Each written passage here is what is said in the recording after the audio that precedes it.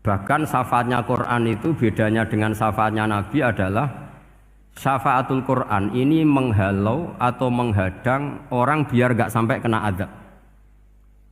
Tapi kalau syafaatnya selain Quran itu yang sudah kena azab diambil dari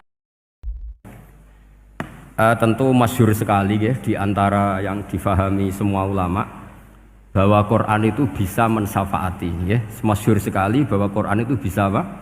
Mensyafaati. Bahkan syafaatnya Quran itu bedanya dengan syafaatnya Nabi adalah syafaatul Quran ini menghalau atau menghadang orang biar gak sampai kena azab. Tapi kalau syafaatnya selain Quran itu yang sudah kena azab diambil dari azab itu. Nah, dalu niki kula kepengin matur teng jenengan sedanten karena niki lami sekali saya kaji bahwa malaikat nggih malaikat sinten mawon itu juga kena konstitusi aturan fikih.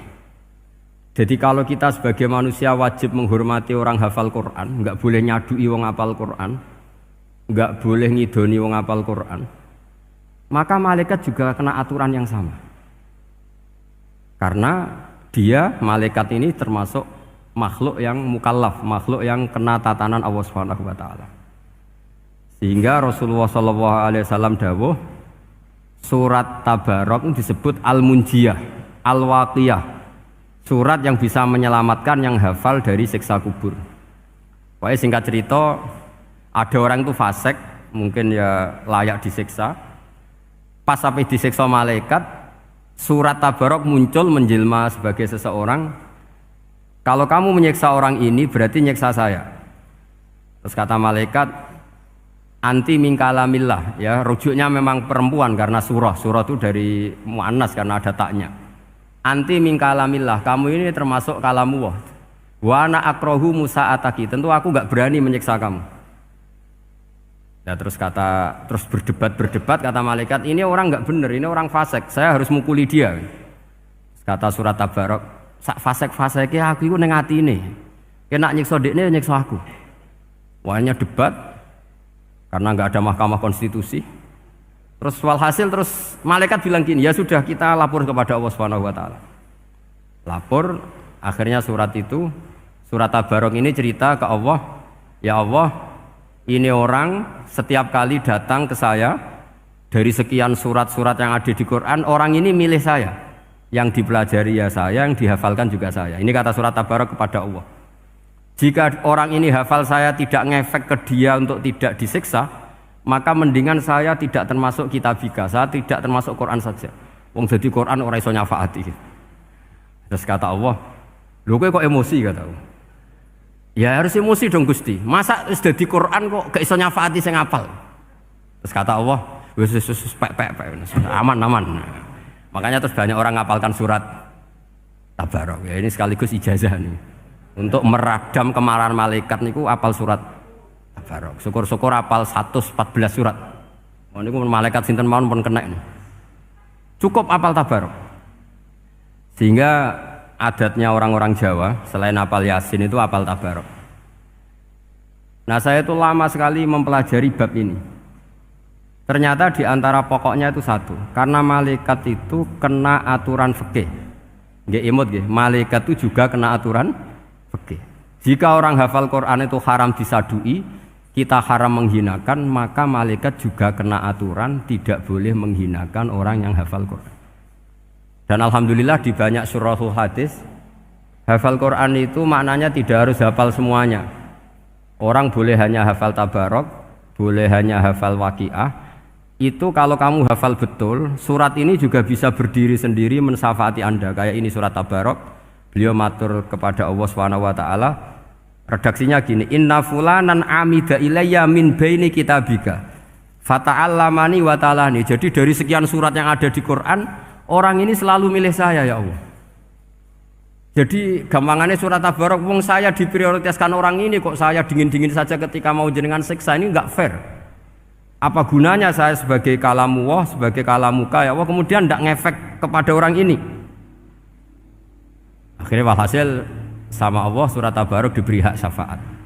Makanya akhirnya semua ulama ijma yang bisa mensyafaati itu adalah satu Quran, kedua Rasulullah Shallallahu Alaihi Wasallam, ketiga orang-orang soleh dan seterusnya.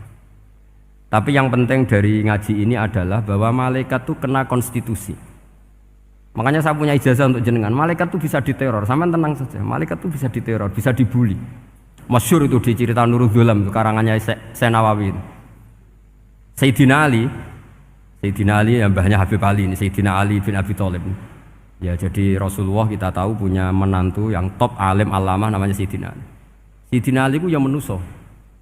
Jadi dekne ku iseng kepengin roh Umar ku wedi. Mergo mangkel. Wong kok ning donya anggere wong tau disentak iku kepengin roh Umar disentak. Wong sak urip-uripe nyentak wong. Walhasil Sayyidina Ali ketika Umar wafat, beliau berdoa, ya Allah saya beri kasaf supaya ngerti Umar sing mletene ngono anggere wong disentaki wani gak nyentak mungkar nakir. Mau itu tok tujuannya. Nah, karena Sayyidina Ali itu orang yang luar biasa, walhasil dituruti mbek pangeran kasaf. Wasaf melihat mungkar nakir datang itu matanya kalkidril ghali kayak apa panci yang menganga. Oh seru. Umar baru bangun dari kubur. Sayyidina Ali sebenarnya ingin melihat kalahnya Umar sebetulnya, niatnya itu ingin melihat kalahnya Umar. Ternyata Umar tersinggung, langsung berdiri. Hei malaikat, kamu itu harus punya akhlak. Kamu tahu saya siapa? Saya ini temannya kekasihnya Allah. Yang diandalkan temannya bukan dia. Jadi boleh lah neror malaikat itu boleh. Kamu tahu saya ini siapa? Saya ini temannya kekasihnya Tuhan, kekasihnya Allah. Ya ke sapa? Kancane Nabi Muhammad. Itu panik mungkar nakir. Panik terus matur Allah, ya Allah ini ada orang yang saya teror malah saya diteror. Siapa dia? Umar, temannya kekasihmu. Kata Allah, yo kowe iku yo sing di akhlak sithik mosok ambek kancane Nabi gitu. Semenjak itu terus sopan jawab mungkar nakir. Tapi Sayyidina Ali gagal ngelihat Umar kalah. Padahal cita-citanya kepengin Umar sekali-kali kalah. Jadi ada sekian cara untuk apa ya, kalau dibahasakan untuk meredam malaikat. Masyhur ada ulama alim alamah pekerjaannya mengajar tauhid. Ngajar tauhid lah, mungkin tauhid primbon sampai tauhid apa. Ketika meninggal sama malaikat masih ditanya marbuka manabuka dan seterusnya. Imam Malik datang, "Hei malaikat, ini guru tauhid, saurip-uripe mulang tauhid, kowe ora tau mulang kok takok sing tukang mulang. Sing sopan." Ya sudah enggak usah tanya. Jadi cerita seperti ini mungkin orang lain boleh nggak percaya, tapi itu mudawwan, dibukukan di beberapa kitab, dan saya percaya itu karena secara umum kaidahnya adalah ala inna auliya Allahi la khaufun alaihim wa lahum yahzan. Tetap lahumul busyra fil hayatid dunya fil akhirah. Artinya kalau wali itu ngalami ketakutan ketemu mungkar nakir, berarti dia tidak punya busyra fil akhirah. Padahal para wali ini dijamin punya busyra, mendapatkan gembira di dunia, juga mendapatkan gembira di akhirat. Artinya kalau para wali ngalami ditanya mungkar nakir terus takut, apa mana mbok bayangno kepuyah-puyah, wah itu lahumul busyra. Jadi ini, makanya nanti kalau ditanya mungkar nakir, marbuka, saya guru tauhid. Ngajar di Qudsiyah kelas 6. Nah, harus jelas. Saya kalau ditanya juga gitu, saya guru Minhajul Abidin, ngajar di Habib Ali gitu. Minhajul Thalibin, harus jelas. Kalau Pak Najib lebih gampang, ketua menoro. Lebih gampang lagi. Enggak apa-apa. Kalau karena malaikat itu ternyata mukallaf. Mukallaf itu kena aturan hukum. Enggak boleh dia selonang-selonong. Kena aturan hukum. Makanya fa inna Allah ta'ala la yu'adzibu qalban wa al-Qur'an. Allah tidak akan menyiksa hati yang ada di Quran. Kalau orang hafal Quran sampai mati, artinya dia membawa Quran. Dan artinya apa? Malaikat kena aturan tidak boleh melecehkan orang yang membawa Al-Quran. Jika surat Tabarak enggak terima, ini orang ini hafal saya. Kalau kamu mukulin dia kena saya. Tapi ini orang fasik. Tapi saya di situ. Kalau mukuli dia kena saya. Akhirnya kompromi terus konsultasi bi Allah. Akhirnya dibenarkan surat Tabarak. Ya, terus ini sudah clear ya, lolos ya, mungkar nakir lolos. Baru kayak surat apa? Tabarak. Mungkin-mungkin buatan dites malih, nak dites malih ndredeg keliru ribet. Tapi saya percaya itu ya. Saya tidak bisa membayangkan ya. Ketika Quran disifati Rasulullah Shallallahu Alaihi Wasallam bahwa Quran itu syafa', memberi syafaat, kemudian itu tidak ngefek. Saya itu keberatan sekali. Begitu juga apalagi ya, misalnya Rasulullah disifati aqrabin nas, ahabbin nas ilallah kemudian tidak ngefek bisa memberi syafaat, itu tidak fair. Pasti orang-orang dekatnya Allah ini bisa memberi apa? Syafaat. Karena status kedekatannya Rasulullah SAW diantaranya adalah hak memberi apa? Syafaat. Karena malaikat yang semuanya itu kena konstitusi.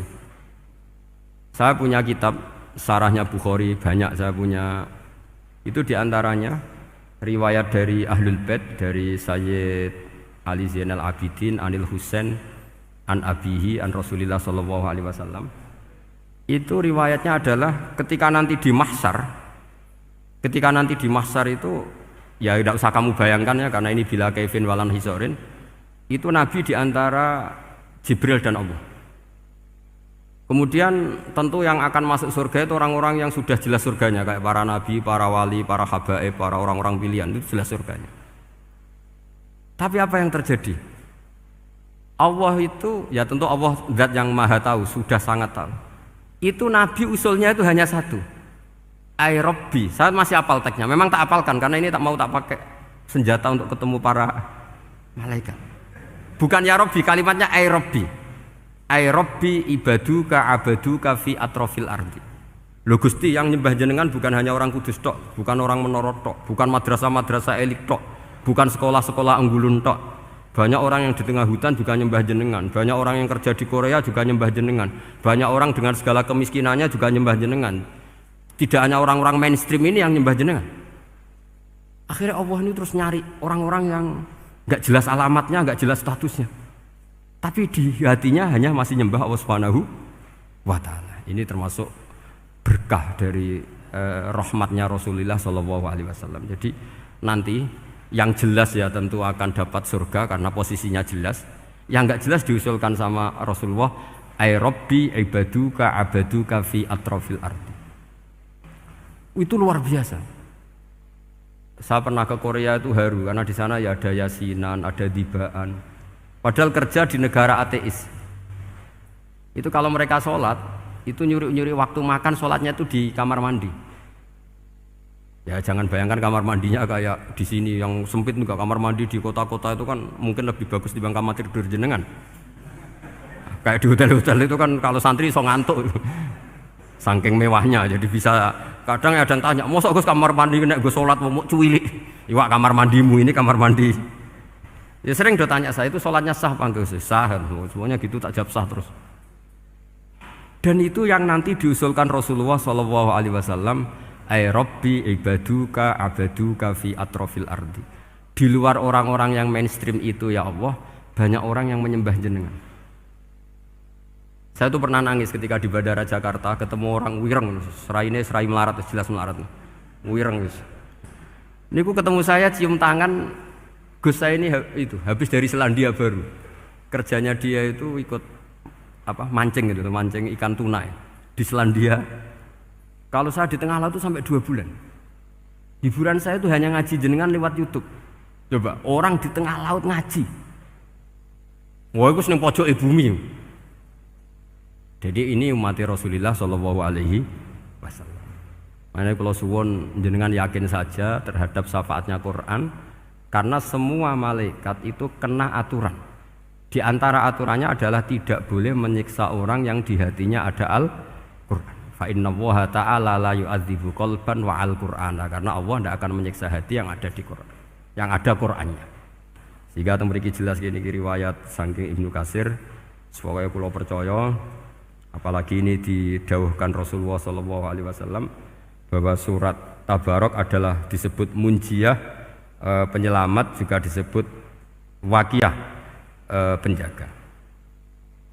Lalu biasanya orang-orang yang enggak percaya syafaat itu pertanyaannya adalah, kan manusia itu wa alaisa lil insani ila masa'a, manusia itu hanya bisa membawa bekal apa yang pernah dilakukan. Itu dijawab oleh ulama-ulama kita ahli sunnah wal jamaah. Entah perlu ditambah anahdiah apa enggak tahu saya. Saya ini kata orang banyak termasuk pengurus PBNU, tapi saya itu tetap nggak pati srek. Kalau ahli sunnah saja, tidak usah ditambahi an-nahdiyah. Karena nanti malah tidak global ini, ahli sunnah kok lokal ini jadi ribet. Ya tapi kalau kita di Indonesia ya ditambahi an-nahdiyah tidak apa-apa. Karena mau tidak mau memang apa ya? Dalam hal ikramus sahabah mungkin kita dengan Wahabi itu sama-sama ikramus sahabah. Tapi dalam hal percaya wasilah kita ini ada miripnya dengan Syiah karena Syiah percaya wasilah, NU percaya wasilah. Tapi dalam bab ikramu kulli sahabah beda kita dengan Syiah. Fa innas Syiin itu ada sahabat yang dihormati, ada yang enggak. Akhirnya terus kita karena itu terus bikin ahli sunnah An-Nahdiyah karena Wahabi itu ya ahli sunnah tapi enggak percaya apa? Wasilah. Ya katanya gitu, kata para pakar-pakar. Saya sendiri hanya nirukan, saya enggak punya kepentingan untuk menganalisis itu enggak. Karena pertanyaan di kuburan itu ya gampang, nanti marobuka, manabiuka itu gampang lah. Tapi ada KNU juga, ada nanti Gus pertanyaannya, wama jamiyatuka. Waduh ribet itu, lama-lama wama hizbuka, partai kamu apa? Ribet kan kalau semua orang kreasi nambahin malah ribet kan. Tapi lewat ngaji ini saya pastikan bahwa apa surat Tabarok itu luar biasa. Terus saya teruskan. Wa qad rawat Tabrani wal Hafidz Ad-Diya al-Muqaddasi min tariqi Salam bin Sadrusih qala Rasulullah sallallahu alaihi wasallam suratun fil Qur'ani khosomat an sahibiha hatta adkhalathul jannah. Jadi ada surat di Quran yang mati-matian membela yang hafal sampai surat itu memasukkan orang itu ke surga, yaitu tabarakalladzi biyadihil mulk. Ini yang An Ibnu Abbas yang qala daraba ba'du ashabin Nabi sallallahu alaihi wasallam khiba'ahu ala qabrin wa wala yahsibu annahu qabrun. Fa idzan qabru insanin yaqra'u suratal mulki hatta khatamaha. Fa atan Nabiyya sallallahu alaihi wasallam faqala hiyal mani'ah hiyal munjiyah tunjihi min adzabil qabri. Jadi ada sahabatnya Nabi karena kemalaman dia bikin tenda di kuburan. Dia enggak ngira kalau itu kuburan. Ternyata di situ ada orang Sohibul Qabri ini baca surat Tabarok. Baca surat Tabarok. Kemudian peristiwa itu dilaporkan ke Rasulullah. Jawabnya Nabi apa? Memang surat Tabarok itu al-mani'ah yang bisa menghalau atau menolak azab. Terus hiyal munjiyah, memang surat Tabarok itu menyelamatkan tunjihi min adzabil qabri, akan menyelamatkan orang itu dari siksa kubur. Ikut ke sekolah. Wa qala Tabrani haddatsana Muhammad bin Hasan. Terus qala Rasulullah sallallahu alaihi wasallam lawadittu annaha fi qalbi kulli insani min ummati. Karena keramatnya surat Tabarok seperti itu kata Nabi lawadittu pakai lam taukid. Yakti seneng ingsun annaha di surah yaitu Tabarok fi qalbi kulli insani min ummati. Karena keramatnya surat Tabarok seperti itu saya suka kalau semua umat saya itu hafal itu. Nah, alhamdulillah barokahnya didikan para kiai, para guru, hampir semua kita ini hafal surat Tabarok. Daripada yang kampanye harus hafal Quran semua, ya sudahlah, ini al-maisur la yasqutubil ma'sur atau ma la yudraku kulluh la yudraku kulluh. Jadi saya itu punya santri orang Sulawesi. Itu dulu guru gitar. Santri di Jogja, dia dulu sekolah kesenian di Jogja terus jadi guru gitar. Saya ini kan kiai fikih. Saya mazhabnya sama dengan Pak Najib, termasuk ngaramkan gitar saya ini. Mau tak haramkan kok ragilem ngaji malah ribet, tak halal ngomong gitar kok tak halal. Semeneng ae. Semeneng ae. Saya niru Mbah Mun, nek ono jawabane semeneng gak. Ya takok kadang, Gus, main gitar hukumnya piye? Kurang pegawean tak jawab. Halal tak haram, Gus? Kurang pegawean sejelas. Halal haram tak kok ribet. Tapi yang unik dari itu apa? Tiap tahun Beb itu datang ke saya setor surat Tabarok. Kadang ya setor 5 ayat, 20 ayat, sampai khatam. Naik pesawat dari Sulawesi. Gara-gara ngaji saya sudahlah Gus, sementing aman katakan. Jadi aku ning donya wis main gitar saenakku, nak gak hafal Tabarok bahaya gitu. Dia ngapalkan, apal betul. Sekarang kemarin setornya khatam. Ya hanya untuk ngelawan malaikat saja itu, untuk ngelawan malaikat itu. Saya kok tertarik gitu. Lah yang repot saya, Beb, saya kiainya ngajarkan itu tapi lupa ngajarkan haramnya yang gitu-gitu. Wah ya ribet ya, sudahlah nanti biar diurusi Allah Subhanahu wa taala. Sudah itu sudah. Karena jadi kiai itu repot. Saya pernah Beb tanggal 1 Syawal itu punya teman zaman di Sarang. Wonge wis wireng kriting soe wis wireng kriting. Jarang ke saya tanggal 1 Syawal kecuali pas itu. Ternyata datang tuh karena teman saya, semakan senior saya, mau teko mau ngijazahi saya. Gus, Kowe nak dadi kiai sing hati-hati. Aja geman dalil sing ora iso nglakoni. Ono apa? Dia itu datang ke saya berarti tanggal 2 ya, tanggal 2 sore. Dia itu pas Idul Fitri itu pidato. Man shoma Ramadan wa atba'ahu sitan min Syawal fa ka'annama shomat dahrakullah. Itu orang lugu-lugu poso. Bareng tanggal loro pas wandekne rokokan. Terus wong lugu-lugu, wah rugi bah aku poso jebule jenengan ra kena dinut. Jadi semuanya yang poso 6 hari itu ngikuti kiai itu. Ternyata pas disowani pas rokokan. Rugi bah aku anut jenengan. Tak nut-nut poso jebule jenengan gak poso. Aku yang mending ngene, lha opo kowe dalil ngono barang ngono lha opo ora iso nglakoni. Makanya ini hati-hati para kiai. Nek dalil sing ora iso nglakoni ora usah. Nak khutbah Id ora usah cerita poso 6 hari, kok malah diciri orang. Ya cerita wae wong nak berposo dosane di sepuro insyaallah, pokoke yang gampang-gampang saja. Nak dolan ning gone wong awan-awan dosa ganggu. Nak ra dolan sombong gak gelem silaturahim. Wae ngomong yang umum-umum saja. Jangan dalil poso 6 apa? Hari itu sekali ada yang anut ternyata kamu ndak bisa, wah itu repot. Ya jadi saya berharap sekali keyakinan guru-guru kita bahwa Al-Qur'an mensyafaati itu kita terima. Kita terima an ilmin wa an bayinatin wa an hujatin. Kita bukan sekedar terima karena itu dawai guru enggak, tapi satu bayinah. Yaitu logikanya adalah malaikat itu mukallaf. Mukallaf itu kena aturan hukum. Jika manusia kena aturan hukum harus menghormati orang hafal Quran, maka malaikat juga kena aturan yang sama. Yaitu harus menghormati yang hafal Quran. Jadi boleh kamu nanti ketemu malaikat mungkar nakir, sertifikat Iqra khatam, qiraati khatam. Syahadah saya hafid terbaik. Ya supaya dia enggak sembarangan nyiksa kita.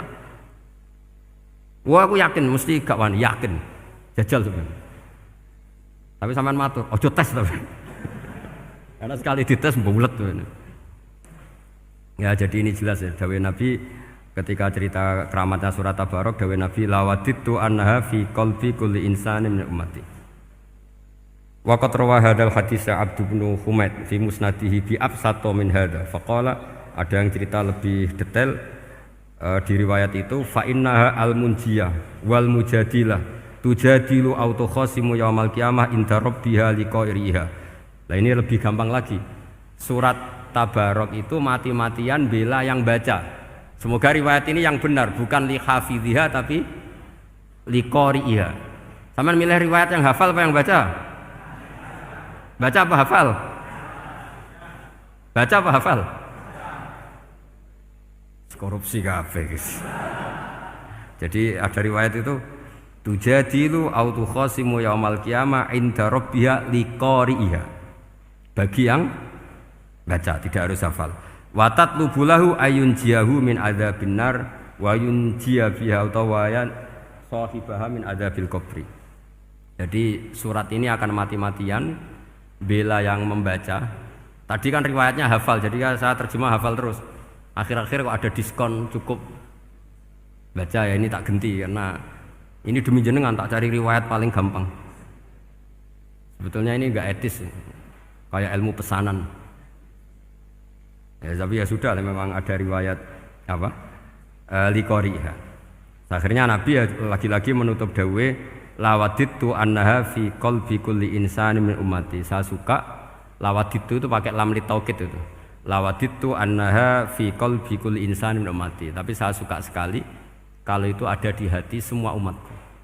Artinya gini, dari sekian riwayat sebetulnya itu kuat riwayat yang hafal.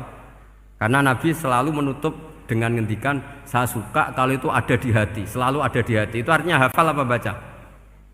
Yo menengai sampe pucat kandhani kok angel teman. Hafal apa baca? Lawaditu annaha fi qalbi kulli insani min ummati. Itu hafal apa baca? Hafal. Ya berarti hafal. Ini yang hafal Tabarok berapa? Semua ya? Hafal semua? Aman berarti, no? Jadi kulo niku gak ada kitab banyak tentang usul fikih. Sebetulnya kepentingan saya itu bukan masalah usul fikihnya. Tapi kepentingan bahwa konstitusi ilmu, saya ulang lagi konstitusi ilmu yang difahami ulama ummati Rasulullah sallallahu alaihi wasallam itu ternyata fa innahu ta'ala bahabihim al malaikah. Allah itu bangga sekali dengan para malaikat. Makanya kamu harus ngaji usul fikih, ngaji apa saja. Karena malaikat itu tidak bisa mikir gak jenengan, yang bisa mikir itu jenengan. Sehingga ketika presentasi cara bahasa sekarang, termasuk keramatnya Imam Amudi, itu ada cerita ini ada di Nailul Ma'mul kalangannya Syekh Mahfud At-Turmusi. Imam Amudi itu ulama top, tapi dia ngajarnya itu matematika. Jadi ulama nggak ngajar tauhid, nggak ngajar tarikh, nggak ngajar pesolatan, tapi ngajar matematika. Akhirnya, tapi di hatinya ini, makanya ulama itu punya bisirri asrorihim al-fatihah itu ya di sini. Di hatinya itu menurut dia, ilmu paling efektif untuk menjelaskan logika tauhid itu ya matematika. Singkat cerita, ketika ketemu para malaikat, ngendikannya Allah, ya Amudi, kenapa kamu sering belajar matematika? Li tauhidika ya Rabbi, supaya saya mentauhidkan engkau. Ajari para malaikat. Jadi malaikat dipanggil semua sama Allah. Hei waya malaikat, hei para malaikatku, dengarkan kajian Imam Amudi. Dengarin semua. Dia nerangkan di bor hanya sedikit. Nisbatus naini wa arba'atin wa khamsin sampai terus ilal wahid, semuanya nisbatul far'i ilal asli. Wes aku gawe angka cek 1 juta cek 1 miliar, tetep awalnya ku siji. Mbok donya jumlahe cek alam galaksi cek planet wes santek, tetep asal usule siji. Kabeh ku pengembangan nisbatul far'i ilal asli. Liyane zat sing wahid iku kabeh far'un, cabang mintil kal wahdah. Malaikat manduk-manduk kabeh ya, kabeh ku kok Allah. Jadi angka sebanyak apapun itu ya nisbatul far'i ilal asli. Jadi 2 ya enggak asli, yang asli 1. 5 ya sama, 1 miliar ya sama, 1 triliun semua. Berapapun jumlahnya bilangan, semuanya adalah far'un minal wahid. Terus kata Allah, "Oh iki lho ulama aku pinter tenan nerangno tauhid." Nah, malaikat kan monoton. Pokoknya wiridan sudah gitu dok. Akhirnya padahal malaikat ini pernah nggak terima ketika ulama itu masuk surga duluan karena kan wiridani lama malaikat. Tapi ternyata apa? Kata Allah, kowe wiridan terus wajar gak di nafsu. Manusa tak kei nafsu jek eling aku. Akal terbaiknya dipakai untuk saya kata Allah, yaitu untuk litauhidi, untuk mentauhidkan saya. Itu imam siapa? Amudi. Jadi dia. Terus saya punya kitab, pernah ngaji sama Mbah Mun, namanya kitab Al-Husunul Hamidiyah. Itu ada ulama, itu ahli gambar. Gambar ya gambar. Kitabnya itu bergambar. Yo kadang gambar wet, kadang gambar wedhus, pokoknya kitabnya itu gambar. Tapi wong keramat. Dulu kitab gambar tapi hawane hawa tauhid. Nah, sampean kan enggak ngarang kitab primbon. Donga mahabbah. Lah ndekne dhewe Joko Tuwa kok ngijazahi mahabbah. Lucu kan. Ana kiai fakir jal ijazah jal rezeki yo ngijazahi udah ndekne dhewe. Fakir. Lha sing repot meneh. Wong ndekne dhewe ra cerdas ngijazahi ilmu laduni. Ribet. Wong ndekne dhewe ra cerdas ngijazahi ilmu napa? Ternyata di akhir kitab itu dijelaskan gini. Fa inna hadhihi suwara, semua gambar ini awaluha min nuqtah wahidah. Awalnya adalah dari 1 titik. Jadi famadarul wujud adalah an-nuqtah, 1 titik. Nuqtatul wujud yaitu Allah Subhanahu wa taala. Mbok kowe gambar seruwet apapun. Wis aku gambar benang paling ruwet sing ra iso diurai. Awalnya 1 titik apa 2 titik? 1 titik. Makanya masyhur dalam dawuh para ulama, Quran dikumpulkan di surat Fatihah.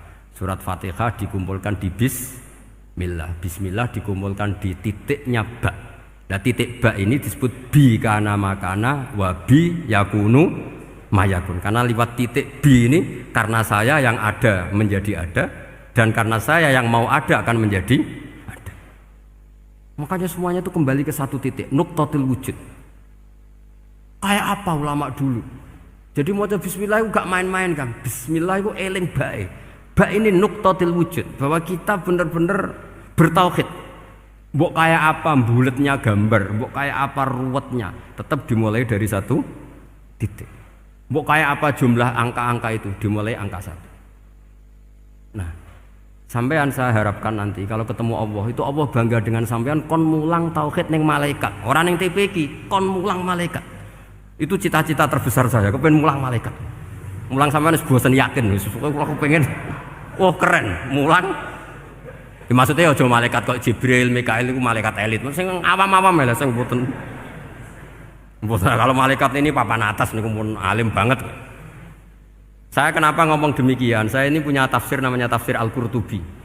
Itu Imam Qurtubi termasuk tak anggap mufassir hebat. Beliau ketika ngendikan wa idz qala rabbuka lil malaikati, sak terus walhasil malaikat itu terus protes ataj'alu fiha may yufsidu fiha wa yasfikud dima. Itu kan ada pertanyaan di tafsir itu. Bagaimana mungkin malaikat itu protes kepada Allah padahal malaikat itu terkenal loyal sama Allah, nggak pernah intervensi, nggak pernah gugat. Kenapa ini kok ada cerita malaikat kok gugat ataj'alu? Jari Imam Qurtubi, hum awamul malaikah, itu awamnya malaikat, bukan yang kayak Jibril, Mikail. Itu malaikat-malaikat yang nggak ada namanya, awam. Jadi jangan bayangkan yang protes itu kayak malaikat Jibril. Jadi harus dibedakan. Nah, saya ya tentu kalau ngajar malaikat ya milih yang ini, yang nggak jelas namanya ini sudah. Kalau Jibril ya nggak mungkin diulang, dong sing nggawa wahyu. Apa alam Quran itu sepiro? Aku sing nggawa Quran ribet kan malah. Lah nek Israil mbok ulang tersinggung dipletet lah tuntas malah ribet. Mikael mbok ulang tersinggung kira di donasi bagian duit dan bagian rezeki. Ribet. Wis mulang malaikat sing awam. Saya itu termasuk hilang iskal saya, janggal saya karena tafsir Qurtubi. Dulu saya itu iskal. Mau malaikat kok ngevaluasi kebijakan Allah itu artinya kan gini. Ya Allah, engkau mengangkat Adam sebagai khalifah. Padahal potensi Adam itu adalah ifsad. Ya, ataj'alu fiha may yufsidu fiha wa yasfikud dima. Kata malaikat, wa nahnu nusabbihu bihamdika nuqaddisu lak. Itu kan paradok, kalimat yang paradok. Paradoknya begini, ya Allah tolong evaluasi engkau ngangkat Adam sebagai khalifah. Potensi Adam adalah merusak bumi. Wa nahnu nusabbihu bihamdik, kita ini selalu mensucikan engkau. Loh, itu kan paradok. Kalau mereka mensucikan Allah, artinya mensucikan juga min ihtimalil khata'. Mensucikan bahwa Allah itu tidak mungkin salah. Lah ini bilang mensucikan kok saya mensucikan engkau Gusti, tapi kok dalam hal ini kok kayak jenengan itu salah gitu. Wong karwan Adam kok mbok angkat. Makanya Allah duka. Wong kowe ku jare maca tasbih kok ngevaluasi. Ya kan maknanya mentasbihkan Allah apa? Mensucikan dari semua kesalahan, kekurangan. Nah, ini bilang baca tasbih kok nganggep Allah itu perlu dievaluasi kebijakannya. Tolong pikir ulang Gusti. Mungkin jenengan kurang detail kan kayak gitu. Akhirnya Allah tersinggung. Masyhur itu di tafsir-tafsir. Meskipun tafsir itu sebagian Israiliyat, yang keterusan itu rodok Israiliyat, tapi cara kula rodok setuju Israiliyat yang rodok gitu. Itu kan masyhur itu akhirnya. Lah apa alasannya Adam kok salah? Bani Adam tentu akhirnya Adam ini kemudian terganti ke Bani Adam. Dan itu jadi perdebatan